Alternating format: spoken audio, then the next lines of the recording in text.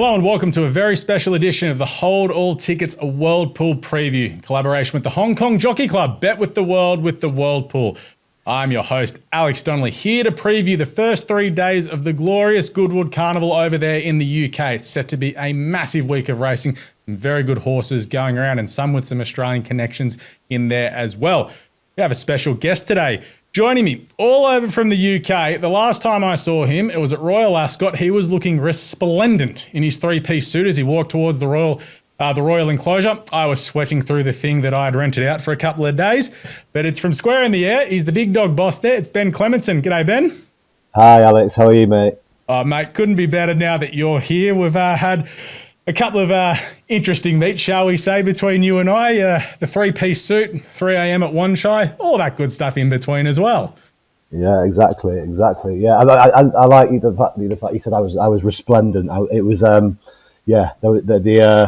was, I think, the one time I've managed to find a bit of shade all day. So it was, the sweat had finally receded. Yeah, it was a very, very hot day that day at the UK at Royal Ascot. But as I said, we are here to preview the first 3 days of Glorious Goodwood. So just first of all there, like Goodwood as a festival, obviously it goes on for, it goes along on into the weekend. But why is this sort of one of the bigger, I guess, festivals and racing carnivals of the year in the UK? Yeah, look, it really is one of the most beautiful tracks you could ever attend. It's on the Sussex Downs. You've got these amazing vista behind. It's quite an unusual track, up and down valleys and going round and stuff. So it can be a tricky track. To ride. The draw can have a big impact on certain distances. The ground can make a big effect. But it's a beautiful track. So yeah, hopefully we'll get you over here next year. That'd be lovely. Love to get over there as well. Like Glorious Goodwood always falls around my birthday as well. So like if someone wants to shout me a birthday trip, I'm always up for it, of course. But we need to preview the first Group 1 of the carnival there. Of course, it comes up in the Goodwood Cup. It is a 2-mile event here. And look, it's a pretty interesting race here. It's a small but select field of horses here, but Illinois is going to go off as a pretty short favourite here. French Master looks set to peak, and we've got a 3-year-old popping up as well. So how are you looking at this race? Because obviously Aiden's got a few in here, and John and Thaddy Gosden have decided to load up as well. Yeah, look, they look to have it wrapped up between them, don't they? I mean, they've got the top 5 in the market. I mean, Illinois yet to win a Group 1. He's been second in 3 of them, although he's never finished outside of the 3. So look, Ryan's obviously stuck with him. He ran really well in the Gold Cup. Probably didn't quite see out the extra distance, so the drop back to 2 miles should be perfect for him. Scandinavia is the really interesting one for me here. I mean, Illinois is only £2 higher, yet has to concede £14, which I think just over 6 kilos. So that's quite a big ask. And look, we've seen Wayne Lorden step in this season when winning the Derby on Lambourne. And I think, look, Stradivarius won this as a 3-year-old, went on to win it 3 more times after that. He should be around the sort of 3-1 mark, but just that weight allowance is huge. So I would be just favouring Scandinavia purely down to the weight. I mean, I actually spoke with Ryan Moore yesterday. He's very keen on Illinois, but obviously we don't know enough about Scandinavia yet. Like you said, same with French Master. He was very progressive when winning at Royal Ascot. He looked like a group horse, but his form isn't as strong as those two just yet. So obviously Wathnam Racing, this is a big week for them. They line up all their big horses there. But yeah, look, I would be leaning towards Scandinavia, and then looking at Scandinavia, Illinois, and the Quinella. So you're looking at that with the Quinella, anything to sort of talk about Sweet William, who obviously won this race last year, should get a better change of tactics, and Dubai Future was well beaten in the Gold Cup, but he did run 3rd, and he's going to be massive odds for those who love to play exotics. Yeah, exactly. Look, there's a few sort of consistent older horses in there. You mentioned Sweet William, obviously won it last year. We've got Trushan in there, the old boy. Dubai Future is probably the interesting one at the prices. Yeah, look, he like you said, he didn't run badly at all in the Gold Cup. He won a Group 2 out in Dubai in April. Around the sort of 40-1 mark, he could just be one who could just sneak into the place. And it's great that, look, let's hope they all line up. There's a little bit of rain around on Tuesday. The ground's good at the time. There could be a few showers on Tuesday, so hopefully the 8 stand their ground, and it looks a really, really interesting race. So yeah, very, very interesting there. We'll move on. So you're tipping that is you're saying Scandinavia to win and Scandinavia, Illinois, the Quinella for the punters at home. That's right. Yeah, that's right. We'll go with that. Yeah, we'll go have a look at the World Pool Lennox Stakes, which is a race number 3 on the card, or the 230 as the people in the UK will call it. This is an interesting race because the Golden Eagle winner from last year at Rose Hill, Lake Forest, runs here. He has been the only horse out of that race who seemingly can't win. There has been 8 individual Group 1 winners that have won since then. Lake Forest can't get out of his own way. You've also got Kinross, who's running in this race remarkably for the 5th time. He's won it twice. And Jonquil was good in the French 2000 Guineas. Like, this is a great race. Absolutely, yeah, absolutely. Look, no horse has ever won this race 3 times. Kinross is trying to do that. I was down at Ralph Beckett's last week. He said he should have actually already had 3 because he was only just narrowly denied by Sandrine a few years ago. So, look, Kinross also reappeared with a really, really fine effort in a Group 3 at Haydock. He was just beaten by 10 Bob Tony that day. Very weak in the market. I think went off around the sort of 10-1 mark. But he's a really classy horse. He loves Goodwood. He loves this trip. There's not much not to like, really. He perhaps would like the ground slightly softer. I mean, I don't think he definitely doesn't need that, but we know he handles that cut in the ground. So look, he's the most likely winner. He's sort of vying for favouritism with Jonquil, a 3-year-old. So again, gets the weight. Andrew Balding won this with Sandrine, like I mentioned just before. But he disappointed on his last start. So back to 7 furlongs is probably the right play for him. Last year's winner, Audience, is probably the one that interests me most. First time cheap pieces. It's often good to stay out of trouble at Goodwood. Like I said, you can get traffic problems. Audience was well positioned last year, kicked on down the straight and won by 4 lengths. So it was a really impressive performance. Now, admittedly, he's not been in as good form so far this season, but he went out to Dubai to run the Alquoz Sprint, which was probably a little bit too tight for him. He's probably better over the mile or this sort of 7 furlong 1400 meter trip. And then, look, disappointed in the aforementioned race at Haydock. But like I said, with first time cheap pieces back on a track where he dominated this race last year, he would be my main play in the race. So yeah, you're looking there, Audience to win with Kinross thrown in for the Quinella because the old boy just loves this track and loves this race. Exactly that. And then, look, you make a good point about Lake Forest. I actually backed him at Ascot, where he disappointed. The trip just seems to be a little bit tricky for him, and maybe this is the right spot. But look, it's an open race. There's plenty in there. 10 Bob Tony was really impressive and well backed at Haydock when beating Kinross. There's plenty in there. Noble Champion, who won at the Royal Meeting. But yeah, for me, I'll stick with Audience for the win and Audience Kinross in the Quinella. I like it. And we'll have one more tip on the day there. It is race number 1. And as we do love with carnivals, love kicking off a carnival with the winner. It's the Chesterfield Handicap here for the 4-year-olds. It is over 2,000 metres for our Australian terms here. And this looks to be a pretty open race to kick off.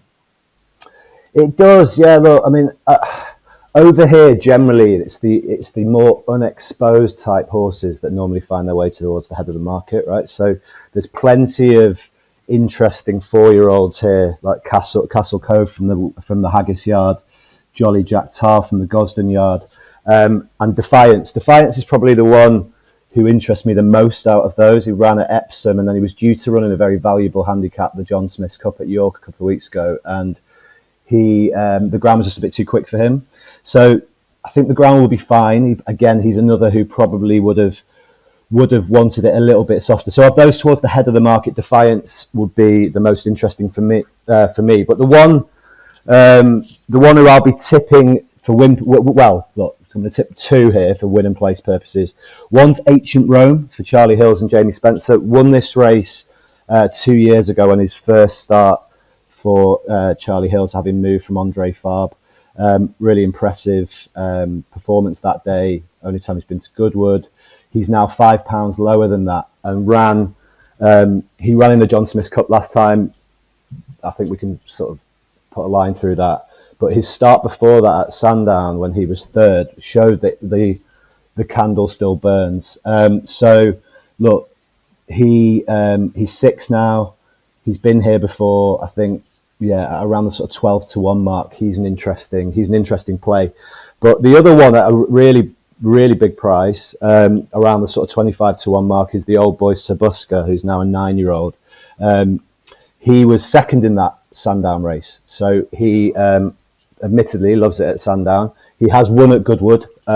He's disappointed as well. So look, there's no guarantee there, but he's one of these really consistent horses that normally pops up and wins a big race at some point. He won at the Ebor meeting at York last summer. So look, if it doesn't work out, on Tuesday, perhaps he'll be headed back there. But I just thought 25-1.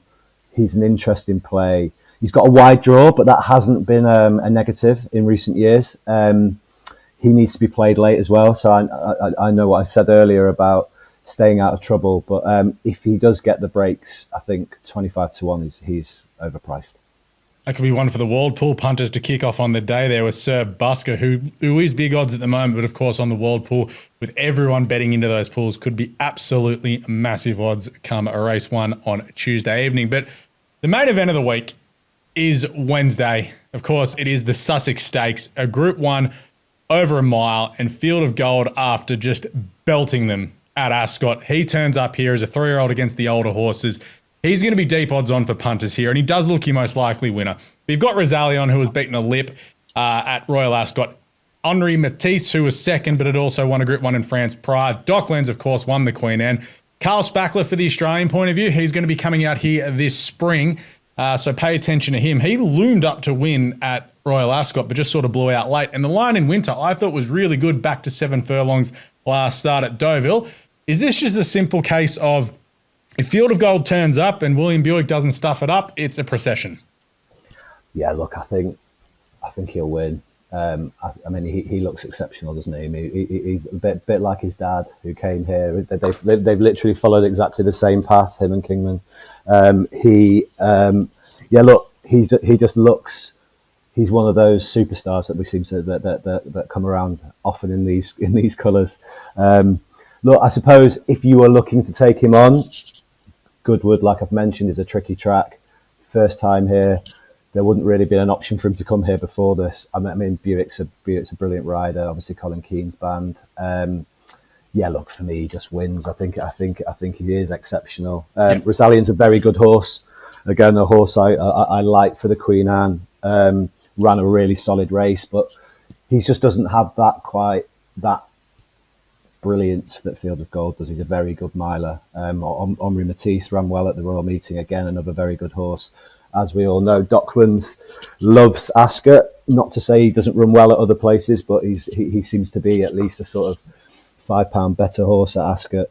Carl Spackler is interesting. Like, I think again, if you're looking for one to maybe hit the frame, again, at around the sort of 33-1 mark, you'd expect him to be. Like, look, he's won 3 Grade 1s in the US. As you say, you boys are going to be seeing him a lot more soon enough. But he was probably, look, again, the only thing I would say, obviously, Goodwood's a very, very different track to what he would have been running on previously in his career. But again, at around the 33-1 mark, maybe sneaking into third, that's probably the play. But yeah, look, Field of Gold, you're not going to get rich backing him, but I think he'll win.